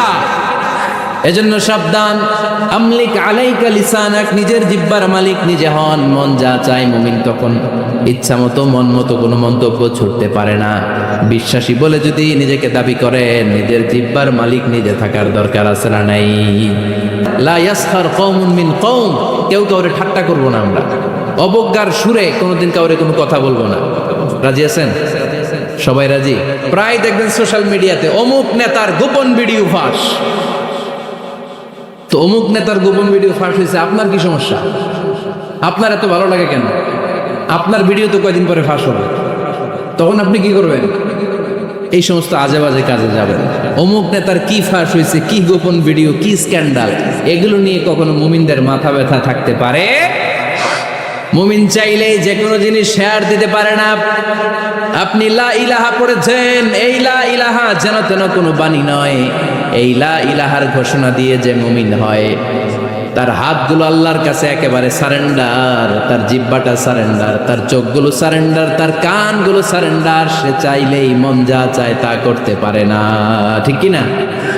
আপনার কান দিয়ে যা শুনতে মন চায় শুনতে পারবেন, কেন পারেন না? কারণ আপনি মুমিন, ঠিক কি না? চোখ দিয়ে যা দেখতে মন চায় দেখা যায়। যেন কানে শুনি সদা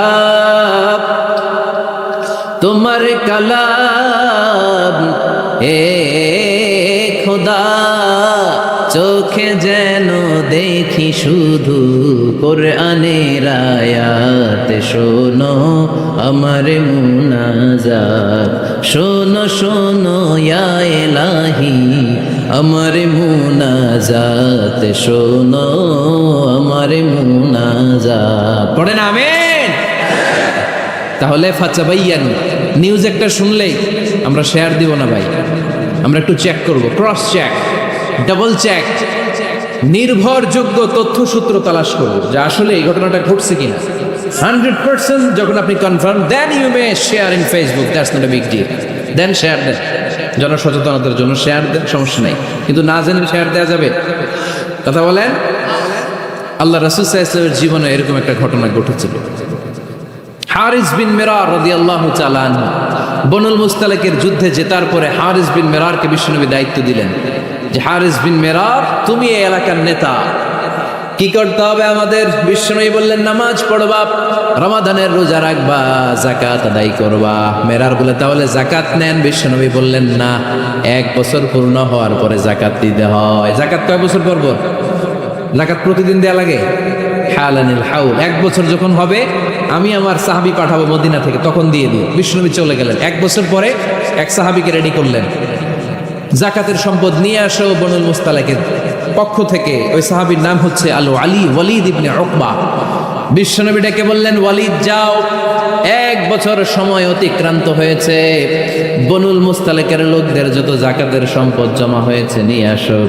সাইয়েদনা ওয়ালিদ ইবনে উকবা যখন সম্পদ আনার জন্য বের হলেন, ওইদিকে বনুল মুস্তালিকের লোকেরা শুনতে পেল বিশ্বনবীর পাঠানো সাহাবী উনাদের এলাকায় শুভাগমন করবে। ওই সাহাবীকে লাল গাড়িচার সংবর্ধনা দেওয়ার জন্য সেনাবাহিনী সহ পুরো এলাকা থেকে সব সৈন্যবাহিনী সহ তারা মরুভূমির মধ্যে এসে দাঁড়িয়ে রয়েছে। সুবহানাল্লাহ। নবীর সাহাবীর আগমন হবে, নবীর সাহাবীর শুভাগমন। উনি এসে আমাদের এলাকার যাকাতের টাকা কালেকশন করে নিয়ে যাবে, ওনাকে সংবর্ধনা দিব, বের হও। তলোয়ার নিয়ে ঘোড়া নিয়ে গার্ড দিয়ে আমরা দাঁড়িয়ে থাকি। তো মরুভূমিতে সবাই দাঁড়ায় আছে। আল ওয়ালিদ ইবনে উকবা মদিনা থেকে বিশাল রাস্তা পাড়ি দিয়ে যখন বনুল মুস্তালিকের এলাকার কাছাকাছি দূর থেকে দেখে তলোয়ার নিয়ে লোকজন দাঁড়ায় আছে। কি নিয়ে দাঁড়ায় আছে? উনি ভাবছে আমারে মারার জন্য দাঁড়ায় আছে। উনি মনে মনে ভাবলেন বিশ্বনবী পাঠালেন যাকাত নেয়ার জন্য, যাকাত পরে নিব, আগে জান সামলাই।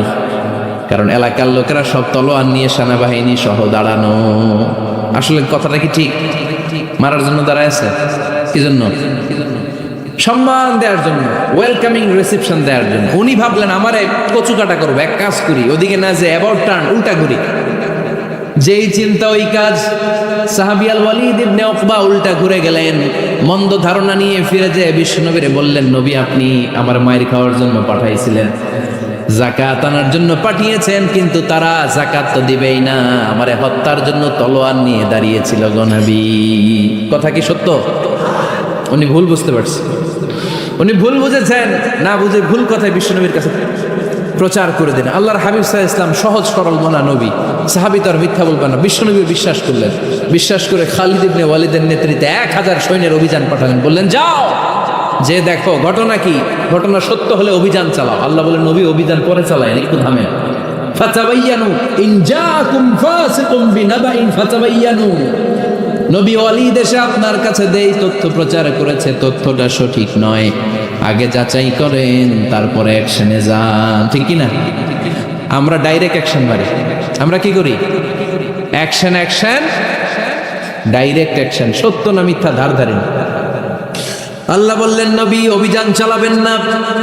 ওয়ালিদ যেই কথা আপনারে বলেছে এই কথাটা সত্য নয়। আন তুসিবু কওমান বিজাহালাতিন ফাতুসবিহু আলা মা ফাআলতুম নাদিবিন। আপনি যদি ওই মুসলমানদের এলাকায় না জেনে অভিযান পাঠান, এই অভিযানে যদি কেউ মারা যায়, প্রত্যেকটা মৃত্যুর দায়ভার কিন্তু আপনার কাঁধেই বর্তাবে গো নবী। ঠিক কি না? এই যে আপনি চেক না করে, জাস্টিফাই না করে, নিশ্চিত না হয়ে ওয়ালিদের কথায় বিশ্বাস করে বনুল মুস্তালিককে অ্যাটাক করার জন্য 1000 সৈন্যবাহিনী পাঠালেন। ওরা যদি আক্রমণ করতো, কেউ যদি মারা যেত, এই দায়ভার কার? আমার নবীর। ঠিক কিনা? নবীকে শিখানোর মাধ্যমে আল্লাহ তাআলা গোটা উম্মাহকে শিখাই দিলেন, ইন জাআকুম ফাসিকুম বিনাবাইন ফাতাবায়ানু। কেউ যদি খবর নিয়ে আসে, শুনেই বিশ্বাস করো না, আগে যাচাই করো, আগে চেক করো, তারপরে বিশ্বাস করবা। ঠিক কিনা? তাহলে এখন থেকে একটা কিছু শুনলে বিশ্বাস করবেন। একজন এসে বলল, ভাইজান আপনার মেয়েরা দেখলাম আরেক ছেলের সাথে বাজারে ঘোরাফেরা করে, ওই রমনার বটমূলে দেখলাম আপনার মেয়ে আরেক ছেলের নিয়ে ফষ্টি নষ্টি করে। লোকের কথা বিশ্বাস করে বাসায় যে মেয়ের চুলের মধ্যে ধরে মাইর, আইজো মার কাইলো মাইর। এরকম হইতে পারে না? হয়তো ওই লোক আপনার মেয়ের মতো দেখতে আরেক মেয়েকে দেখছিল। এরকম হয় কিনা শুনুন। একজন এসে বললো, ভাই আপনি এখানে ভাবিরও তো দেখলাম ওই জায়গায় আরেক লোকের সাথে ঘোরাফেরা করতেছে, খবর রাখেন না বাসা? আপনি ডেকে মেঘে ঘটনা কি? আমার খেয়ে আমার পরে আরেকজনের সাথে কোনো কথা নেই। দেখবেন যে ছোট্ট মারামারি থেকে এই ঘটনা অনেক সময় বিচ্ছেদ বা ডিভোর্স পর্যন্ত গড়ায়। ঠিক কিনা? ওই যে শোনা কথায় কান দিয়েছেন, ফাতাবাইয়ুন, আপনি চেক করেন নাই। হয়তো আপনার স্ত্রীর মতো দেখতে বা আপনার স্ত্রী যে জামা পরে, যে পোশাক পরে, এরকম পোশাক পরে আরেক নারীকে দেখছে, আপনার বউ না এটা। আপনার মেয়ের ব্যাপারে যে তথ্য দিয়েছে এটা সঠিক নয়, সে আপনার মেয়ের মতো আরেকটা মেয়েকে দেখেছে, এসে আপনার কাছে বলে দিছে, আপনি বিশ্বাস করছেন। ভেজাল আছে না নাই? এই ভেজালগুলোকে থামানোর জন্য কোরআনে এই বিধানগুলো নাজিল করেছে কে? সমাজটাকে সুন্দর রাখার। তথ্য একটা শুনলেই বিশ্বাস করবেন না। সিলে কান নিয়ে গেছে, শুনলেই সিলের পিছনে দৌড়, নাকি? কি করবেন? আগে কানে হাত দিয়ে একটু দেখবো কান দুইটা আছে না নাই, তারপরে চিলের পিছনে দৌড়ান। তাহলে এখন থেকে আমরা তথ্য একটা শুনলেই বিশ্বাস করব। তাহলে কি করবেন? বলতে হবে কি করবেন? যাচাই বাছাই, জাস্টিফিকেশন অফ দ্য নিউজ। কোন নিউজ জাস্টিফিকেশন ছাড়া আমরা প্রচার করব, বিশ্বাস করব, শেয়ার করব না। Never defame each other. একে অপরের দোষ খুঁজো না।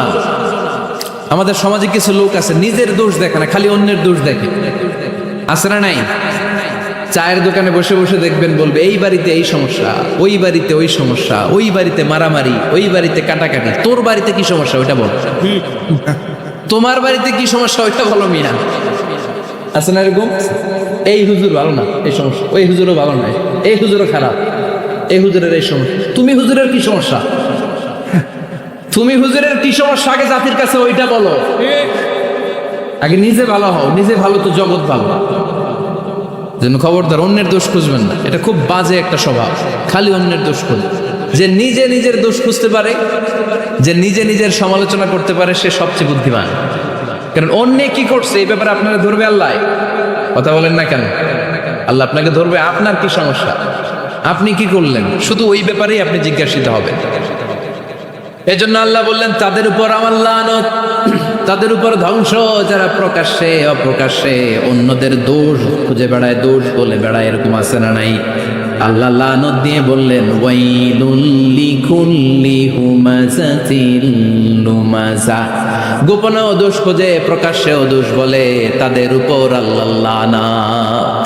হুমাযাতিল লুমাযা, এই লুমাযা শব্দ থেকে আল্লাহ এনেছেন ওয়ালা তালমিযু আনফুসাকুম, একে অপরের দোষ খোঁজো না, নিজের দোষ খোঁজো, সেই সবচেয়ে বুদ্ধিমান।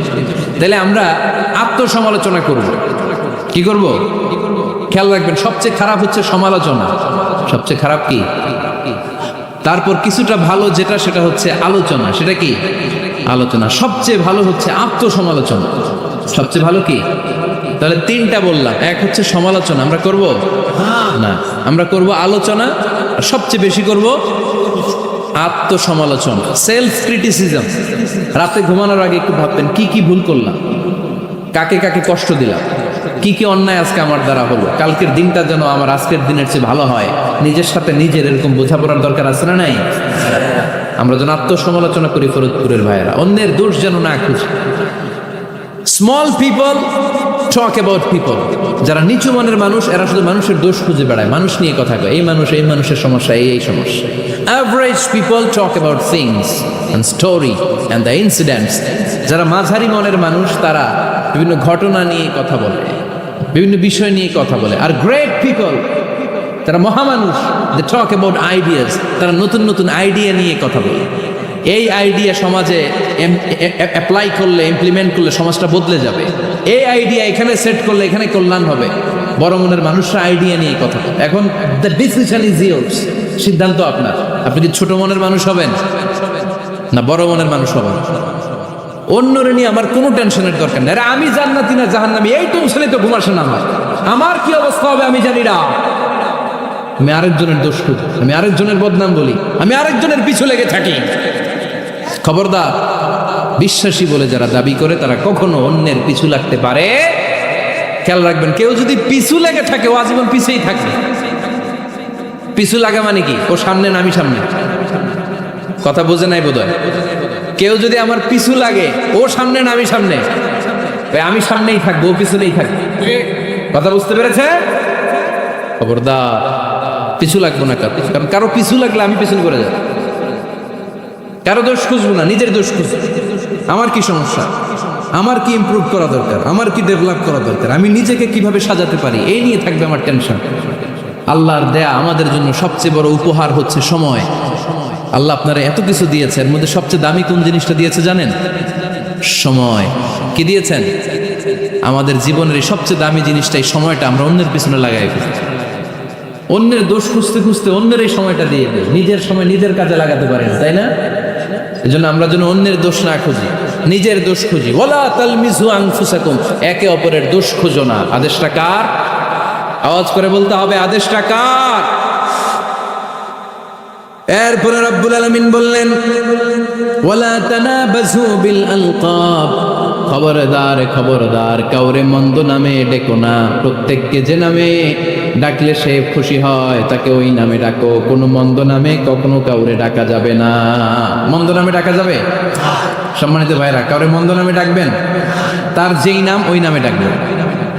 যে নামে সে নিজেকে ডাকলে পছন্দ করে তাকে ওই নামে ডাকবে। মন্দ নামে কাউরে ডাকা যাবে না। এটা কবিরা গুনাহ। এটা কি গুনাহ? কবিরা গুনাহ। কারণ প্রত্যেকের নামটা প্রত্যেকের কাছে খুব প্রিয়, খুব আপন, খুব যত্নের, তাই না? ভাই আপনার নাম কি? উজ্জ্বল হোসেন। উজ্জ্বল নামে আরো মানুষ এই গ্রামে আছে না নাই? তা আপনার কাছে মনে হইতে পারে উজ্জ্বল নামটা তো খুব স্বাভাবিক একটা নাম। উজ্জ্বল, কত উজ্জ্বল আছে এলাকায়, আপনার কাছে এরকমই লাগে, কত উজ্জ্বল। কিন্তু ওনার কাছে উজ্জ্বল নামটা এরকম না, ওনার কাছে উজ্জ্বল নামটা স্পেশাল। উজ্জ্বল নামটা কি? স্পেশাল, কারণ এই নামে তাকে সবাই ডাকে। এই নামটা তার কাছে খুব আদরের, খুব যত্নের। হুজুর আপনার নাম কি? সুলাইমান ফারুকি। আপনার কাছে মনে হতে পারে আরে কত সুলাইমান তো জীবনে দেখছি, কত সুলাইমান আছে বাংলাদেশে, 10,000 সুলাইমান আছে না নাই? আছে। তো আপনার কাছে এরকম মনে হয়, কিন্তু ভাইজানের কাছে কি এরকম মনে হয়? ভাইজানের কাছে সুলাইমানটা খুব দরদের, খুব প্রিয়, খুব আদরের, কারণ এই নামে ভাইজানকে সবাই চিনে, ঠিক কিনা? আমার নাম মিজান, আপনার কাছে মনে হতে পারে আরে এই নামের কত লোক আছে বাংলাদেশ, আছে না? আমার কাছে এই নামটা খুব দরদের, কারণ আমারে মিজান বললে আমি বলি কি, আরেকজনে ডাকলে আমি তাকাই, ঠিক কিনা? ভাবছি আমারে ডাকছে, কারণ এই নামটার প্রতি আমার একটা দুর্বলতা কাজ করে, এটা আমার পরিচয় বহন করে প্রত্যেকের কাছে। প্রত্যেকের নামটা এমন, এজন্য কারো নাম যখন নিবেন সুন্দরভাবে নিবেন। প্রত্যেকের নামকে পছন্দ করে, তার প্রমাণ কেউ কাগজ কলম পাইলেই দেখবেন নিজের নাম লেখে, সিগনেচার মারে, আছে না নাই? বিশেষ করে সাগরে ঘুরতে গেলে বালুর মধ্যে প্রত্যেকের নাম লেখে দেখবেন, দেখছেন? দেখবেন আমি অনেককে দেখেছি সাগর পাড়ে বালুর তীরে বালু পেলেই প্রত্যেকে নিজের নামটা লেখে, লেখে আবার লাভ চিহ্ন দেয়, এমনি বড় করে একটা কি দেয়, লাভ মানে কি, তার মানে আমার নামটারে আমি ভালোবাসি। প্রত্যেকের নামটারে বড্ড ভালোবাসি। এজন্য কখনো এই রোহিঙ্গা, ফৈন্নির ভূত এগুলো বলবে না। যার যেই নাম, ওই নামটা সুন্দর করে ডাকবেন। আল্লাহ বললেন ওয়ালা তানাবাযু বিল আলকাব, মন্দ নামে কখনো কাউকে ডেকো না, সুন্দর নামে ডাকো। নামের বিকৃতি কবিরা গুনাহ, আমরা আমাদের দেশে এটা করি। কত সুন্দর নাম বাবা মা রেখেছে, আবু বকর, ওরা ডাকে বকইরা, কি ডাকে? বাবা মা রেখেছে আব্দুল ওয়াক্কাস, ওরা ডাকে হ্যাঁ আকাইচা, সেটা হইল? এগুলো করবেন আল্লাহর নামের সাথে মিলায়। কি সুন্দর নাম, আব্দুল কুদ্দুস, ওরা কি ডাকে? হ্যাঁ, আজকে থেকে আর ডাকবেন আর? তাহলে আমরা প্রত্যেকের সুন্দর নামে ডাকতে রাজি আছি না নাই? এরপরে আল্লাহ 8 নম্বরে বললেন ইয়া আইয়ুহাল্লাযীনা আমানু ইজতানিবু কাসীরাম মিনাল-যান ইন্না বা'দায-যান্নি, খবরদার আন্দাজ অনুমান করে কথা বলো না। ইজতানিবু কাসীরাম মিনাল-যান, অতিরিক্ত আন্দাজ আর অনুমান নির্ভর কথা থেকে বেঁচে থাকো। আদেশটা কার? আন্দাজে কোনো কথা আমরা বলবো না, অনুমান নির্ভর কথা বলবো না, কারণ ইন্না বা'দায-যান্নি ইস, বেশিরভাগ আন্দাজ অনুমান নির্ভর কথাগুলো মিথ্যা হয়, ফলে পাপ হয়, ঠিক কিনা? আপনি জীবনে যত আন্দাজ করে কথা বলেছেন তার বেশিরভাগই মিথ্যা, বেশিরভাগই ভুল। তাহলে আন্দাজ অনুমান নির্ভর কথা কোন মুমিন বলতে পারে? খবরদার, আন্দাজ অনুমান নির্ভর কোনো কথা আমরা বলবো না। আল্লাহর হাবিব সাল্লাল্লাহু আলাইহি ওয়াসাল্লাম বলেছেন ইয়াকুম ওয়াদ-দন ফাইন্নায-দন্না আকযাবুল হাদিস, তোমরা ধারণা করা থেকে, অনুমান নির্ভর, আন্দাজ নির্ভর কথা থেকে বেঁচে থাকো, কেননা আন্দাজ নির্ভর কথাগুলো হচ্ছে মহাপাপ। আন্দাজে কথা বলা যাবে? এখানে কি হয়েছে? ঠিক আছে, ব্যাস কথা শুনতে চাই না, বসো। আন্দাজ অনুমান নির্ভর কথা বলা যাবে না, কারণ আন্দাজ আর অনুমান কখনো সত্যের বিকল্প হতে পারে। ইয়াত্তাবিউনা ইল্লা-যান ওয়া ইন্না-যান্না লা ইউগনি মিনাল হাক্কি শাইআ। কিছু লোক আছে আন্দাজ নির্ভর কথা বলে, আর আন্দাজ কখনো সত্যের বিকল্প হতে পারে। আজ থেকে আন্দাজে কথা আমরা বাদ দিয়ে দিব। রাজি? একমত না দ্বিমত?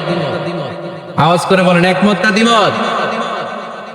খবরদার আন্দাজ করবেন। যদি আন্দাজ করেন, ভালো আন্দাজ করবেন। আন্দাজ করলে কি আন্দাজ করবেন? ভালো আন্দাজ, come back positive, not go back negative. কোনো নেগেটিভ আন্দাজ আমরা করতে চাই না। ভাবলে পজিটিভ ভাবনা, অনুমান করলে পজিটিভ। কিছু লোক আছে খালি নেগেটিভ, আছে না নাই? আল্লাহ তুমি আমাদেরকে পজিটিভ মাইন্ডেড হওয়ার তৌফিক দান করো, আমরা পড়ি আমিন। এই দেশে যে কি পরিমাণে আন্দাজে কথা চলে না? আপনি দেখলেন আপনার এক বন্ধু রিকশায় করে এক মেয়েকে নিয়ে ঘুরে বেড়াচ্ছে, এটা দেখে এসে বলা শুরু করলেন আমি তো দেখছি আমার বন্ধু প্রেম ভালোবাসা শুরু করছে, এক মেয়ের নিয়ে প্রেমে পড়ে গেছে, আমার বন্ধু তো প্রেমে হাবুডুবু খায়। কেমনে বুঝলি? কারণ আমি নিজ চোখে দেখেছি। মেয়ে নিয়ে রিকশায় ঘুরতেছে, বান্ধবীর নিয়ে, প্রেমিকারে নিয়ে রিকশায় ঘুরে। এমনও হতে পারে আপনার বন্ধুর পাশে রিকশায় যে মেয়েটা বসা ছিল সেটা তার আপন বোন। হতে পারে না? তার পাশে যে মেয়েটা বসা ছিল এটা তার আপন ভাগ্নি, হতে পারে তার আপন খালা, হতে পারে না? ওর কিছু হয় নাই, আপনার গুনার পাল্লাকে আপনি ভারী করেছেন, ঠিক কিনা? কারণ ঠোঁট কালো দেখলে আমরা আন্দাজে বলি লোকটা মনে হয় সিগারেট খায়, আছে না নাই? সিগারেট না খেয়েও ঠোঁট কালো হতে পারে কি পারে না? বিয়ের পরে যদি কেউ হুন্ডা কিনে,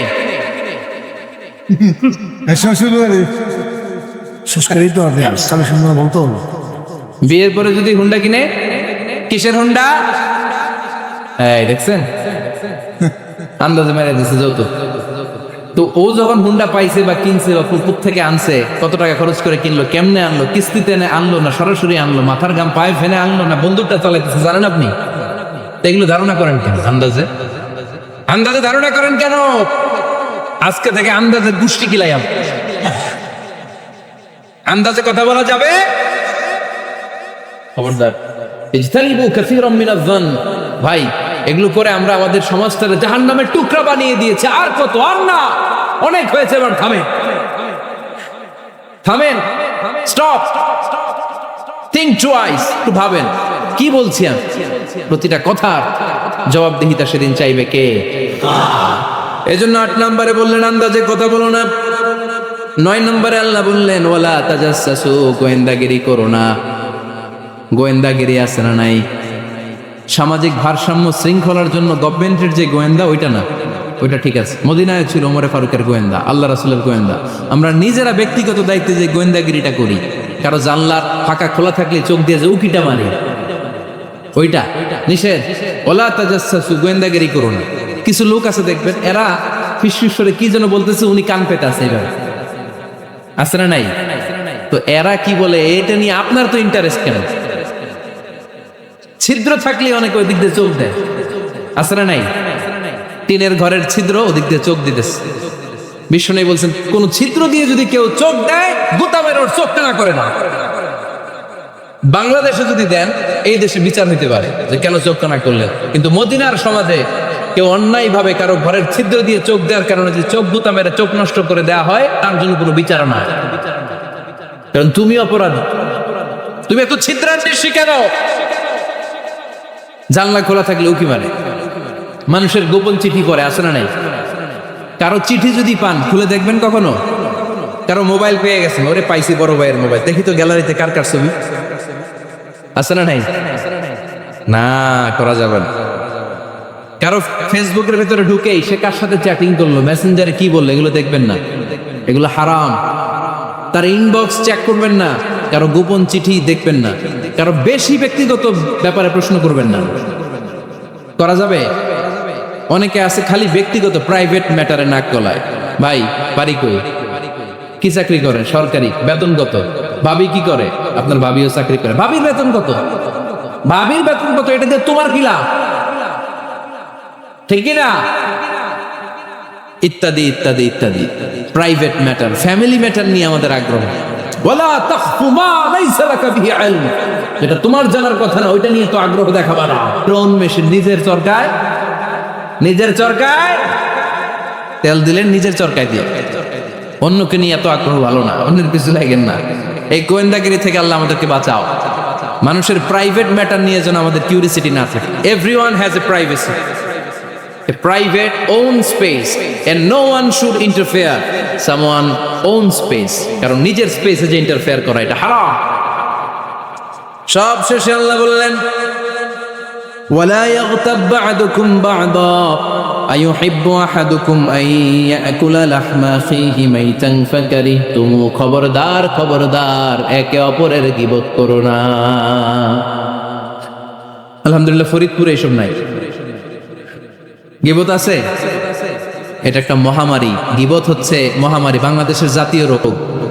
আমি নাম দিয়েছি বাংলাদেশের জাতীয় শারীরিক রোগের নাম হচ্ছে ডায়াবেটিস, ঠিক কিনা? আর এই মানসিক সবচেয়ে বড় রোগ বাংলাদেশের হচ্ছে গীবত। এটা হুজুর থেকে আরম্ভ করে, আলেম থেকে শুরু করে, সাধারণ মানুষ থেকে শুরু করে, নেতা নেত্রী থেকে শুরু করে 17 কোটি মানুষ খুব মজা পায়, রসগোল্লার চেয়ে মজা। আপনার ইবাদত গুলো দিয়ে দিচ্ছেন সবার একজন, যার ব্যাপারে আপনি গীবত করতেছেন। আপনার হজ কষ্ট করে মিনায় ধাক্কাধাক্কি করে যে হজটা করছেন, ধাক্কা ধাক্কি করে হাজরা আসওয়াদের চুমুটা দিয়েছেন, আরাফাতের ময়দানে চোখের পানি ছেড়ে যে কান্নাটা করেছেন, এই সব সওয়াবগুলো আপনি তার আমলনামায় তুলে দিয়েছেন।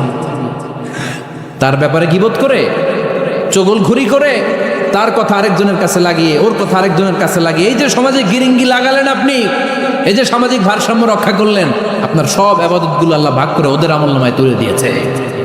খবরদার, মরা ভাইয়ের গোশত খাওয়ার চেয়ে বড় অপরাধ। এই দেশে হালাল সিস্টেমে অনেকে গীবত করে এইভাবে। আমি আপনাদেরকে দেখেন, কথা শুরু করবে এইভাবে, কি যে অবস্থা সমাজের, বলাও যায় না, বললে তো গীবত হয়ে যায়, না বলেও পারি না, তাই না? এরকম বলে না অনেকে, বললে তো কি হয়ে যায়? হ্যাঁ, বললে যদি গীবত হয়ে যায় তাহলে স্টপ। এতটুকু যেহেতু বুঝেন যে বললে গীবত হয়ে যায়, তখন স্টপ। আওয়াজ করে বলেন, তখন স্টপ। মেরাজ রজনীতে বিশ্বনবী দেখলেন রিজালান, কিছু লোক, লাহুম আসফারুন মিন নুহাস, তামা দিয়ে তৈরি আঙ্গুল, এই আঙ্গুলগুলো দিয়ে তারা ইয়াখদাশুনা উজুহাহুম ওয়া সুদুরাহুম, নিজেদের লোহার আঙ্গুল দিয়ে, তামার আঙ্গুল দিয়ে নিজের গালের গোশত, নিজের বুকের গোশতগুলো টেনে টেনে ছিঁড়ে ছিঁড়ে খাচ্ছে। বিশ্বনবী বললেন, জিব্রাইল, মানহুম ইয়া জিব্রাইল, ও জিব্রাইল আমাকে তুমি বলো এরা কারা?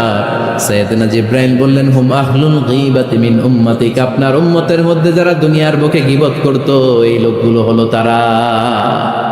চায়ের দোকানে এগুলো খুব চলে, এর কথা ওর কানে, ওর কথা এর কানের কোটে গিরিঙ্গি লাগায়, আছে না নাই? এগুলো করবেন। গীবত কাকে বলে? যিকরুকা আখাকা বিমা ইয়াকরাহ, সহিহ হাদিস। তোমার ভাইয়ের ব্যাপারে এমন কথা বলা যেটা শুনলে, তার অনুপস্থিতিতে এমন কোনো কথা বলা যেটা শুনলে সে মনে কষ্ট পাবে, বলবেন এগুলা? না, স্পেসিফিক কিছু কাজে বলতে পারেন। যেমন সমাজে কেউ দুর্নীতি করতেছে, খুব খারাপ কাজ করতেছে, সমাজটাকে শেষ করে দিয়েছে, তার বিরুদ্ধে জনমত তৈরি করার জন্য বলতে পারেন। আপনি দেখলেন আপনার বন্ধুর ছেলে গাছের চিপায় লুকায় লুকায় সিগারেট খায়, আপনি আপনার বন্ধুকে যে বলতে পারেন, তোমার ছেলের এই দশা, তোমার মেয়ের এই দশা, এগুলো তো গীবত হবে না। কিন্তু কারো ব্যাপারে কারো কান ভারী করার জন্য উল্টাপাল্টা কথা বলা যাবে? খবরদার। তাহলে গীবতকেও আমরা কি বলে দিলাম? এই 4-5 জন নো বলতে হবে, নো। গীবতকে আমরা কি বলবো? চগলখড়িকে কি বলবো? এগুলোর সাথে মুসলমানদের কোনো সম্পর্ক আছে? 5 বার মুমিনদেরকে ডাক দিয়ে সব শেষে আল্লাহ গোটা বিশ্বের সবাইকে ডাক দিয়ে বললেন, ইয়া আইয়ুহান নাসু ইন্না খালাকনাকুম মিন যাকারিন ওয়া উনসা ওয়া জাআলনাকুম শুউবান ওয়া ক্বাবাইলা লিতাআরাফু ইন্না আকরামাকুম ইনদাল্লাহি আতকাকুম। পড়েন আল্লাহু আকবার। আল্লাহ বললেন, ও দুনিয়ার মানুষেরা শোনো শোনো, এতক্ষণ আমাদেরকে ডাক দিতেছিলেন, এতক্ষণ মুমিনদেরকে ডেকে ডেকে আল্লাহ বলছিলেন, ও বিশ্বাসীরা শোনো শোনো। এতে আল্লাহ ডেকে বললেন, ও গোটা দুনিয়ার মানবকুল শোনো শোনো, তোমাদের সবাইকে আমি এক নারী এক পুরুষ থেকে তৈরি করেছি। কয়জন নারী, কয়জন পুরুষ? ওই পুরুষটার নাম, নারীটার নাম। তাহলে আমাদের গোড়া এক, এই মানব সভ্যতার গোড়া একটা, শিকড় এক জায়গায়, ঠিক কিনা? সেই হিসাবে কোনো না কোনো ভাবে আমরা কেউ না কারো আত্মীয়, কোনো না কোনো ভাবে কেউ না কারো ভাই, ঠিক কিনা? যদি আপনি হিন্দু হন তারপরও আমার ভাই, কারণ আপনার বাবার নাম, হিন্দুর বাবার নাম আদম, খ্রিস্টানের বাবার নাম, নাস্তিকের বাবার নাম, আমরা যারা মুমিন আমাদের বাবার নাম, সবার বাবা এক, সবার বাবা এক, সবার মা এক, কোনো বিভেদ নাই। বিভেদের দেয়াল আমরা গেঁথেছি, বিভেদের প্রাচীর আমরা তৈরি করেছি, আমরা বানিয়েছি ধনী গরিব এটা 2 দল, এটা আল্লাহ বানাইছে। আমরা বানিয়েছি সাদা কালো 2 দল, শ্বেতাঙ্গ কৃষ্ণাঙ্গ 2 দল। আমরা বানিয়েছি আরব অনারব, আমরা বানিয়েছি পয়সাওয়ালা গরিব। আল্লাহর কাছে কোনো পার্থক্য আছে? আল্লাহ বললেন, ধনী বলো গরিব বলো, রাজা বলো, ফকির বলো, সাদা বলো, কালো বলো, আমি আল্লাহর দরবারে পার্থক্য নাই। আমি আল্লাহর কাছে যদি কেউ সেরা হতে চায়, তার অন্তরে লাগবে তাকওয়া, মানে আল্লাহর ভয়। যাদের হৃদয়ে আছে আল্লাহর ভয়, তারা কবু পথ ভুলে যায় না। আল্লাহর প্রেম ছাড়াই দুনিয়া কারো কাছে কোনো কিছু চাই না। রাতের আধারে যারা সেজদাতে রয়, দু চোখের শ্রুতে নদী যেন বয়। ছলনার হাতছানি যতই আসুক, পেছনে ফিরেও সে তাকায় না। যাদের হৃদয়ে আছে আল্লাহর ভয়, তারা কবু পথ ভুলে যায় না। ঠিক কি না? এজন্য আল্লাহর ভয়, তাকওয়াল্লাহ, আল্লাহর ভয় যদি অন্তরে থাকে, সেই আল্লাহর কাছে সেরা। এছাড়া আল্লাহর কাছে কারো কোনো আলাদা মাতব্বরি নাই। ঠিক কি না? তার প্রমাণ, আমরা যখন নামাজে দাঁড়াই, এলাকার সবচেয়ে ধনীটাও দাঁড়ায়, তার পাশে রিক্সাওয়ালাও দাঁড়ায়। আমরা যখন নামাজে দাঁড়াই, মালয়েশিয়াতে মাহাতির মোহাম্মদ যখন দাঁড়ায়, তার পাশে আমিও দাঁড়াই। আমরা যখন নামাজে দাঁড়াই, প্রেসিডেন্ট যখন দাঁড়ায়, তার পাশে কুলিওয়ালা, ঠেলাওয়ালা, রিক্সাওয়ালাও দাঁড়ায়। আমরা যখন নামাজের কাতারে দাঁড়াই, ধবধবে সাদা লোকটা যেমনি দাঁড়ায়, কুৎসিত কালো লোকটাও আমার ভাই, আমার পাশে আল্লাহর জন্য নামাজে দাঁড়ায়। এজন্য কোনো পার্থক্য নাই, পার্থক্য আমরা বানিয়েছি। আমাদের কোরআন কয়টা? প্রভু কয়জন? তাহলে পার্থক্য করেন কেন? আমাদের নবী কয়জন? কাবা কয়টা? তাহলে পার্থক্য করলেন কেন? আমাদের প্রভু এক নবীর উম্মাহ, জীবন বিধানে কৈশি বাণী কোরআন। তবে কেন এক নও হে মুসলমান, এক হও করি আহ্বান। এই আহ্বানের সাথে সবাই একমত। বাইতুল্লাহ এক, মদিনা শরীফ এক, উহুদ পাহাড় এক, বদরের মাঠে। একটা তো জীবন আর মরণ যে একটাই, একসাথে মিলে মিশে একটাই প্রাণ। তবে কেন এক নও হে মুসলমান, এক হও করি আহ্বান। ঠিক কিনা? আমরা এক হতে চাই, আমরা বিচ্ছিন্ন থাকতে চাই না, গাদা ছোড়াছুরি করতে চাই না, আমরা মিলে যেতে চাই। মিলতে চান? মিলতে চান? মনে রাখবেন প্রিয় ভাইয়েরা, যদি আমরা একা থাকি তখন আমরা ব্যক্তি। খেয়াল করে শুনুন, যদি আমরা একা থাকি তখন আমরা ব্যক্তি, যখন আমরা সবাই মিলি তখন আমরা শক্তি। এজন্য ঐক্যের কোনো বিকল্প নাই, ভ্রাতৃত্বের কোনো বিকল্প নাই, আমাদের মাঝে কোনো ভেদাভেদ নাই, আমরা সবাই এক, আমাদের রব একজন। চিল্লায় বলেন ঠিক কিনা? এজন্য এই বিভেদের দেয়াল, বিভেদের প্রাচীরকে ভেঙে গুড়িয়ে দেন। ঐক্যের পথে যেন আমরা হাঁটি, আমরা যেন কাদা ছোড়াছুরি না করি।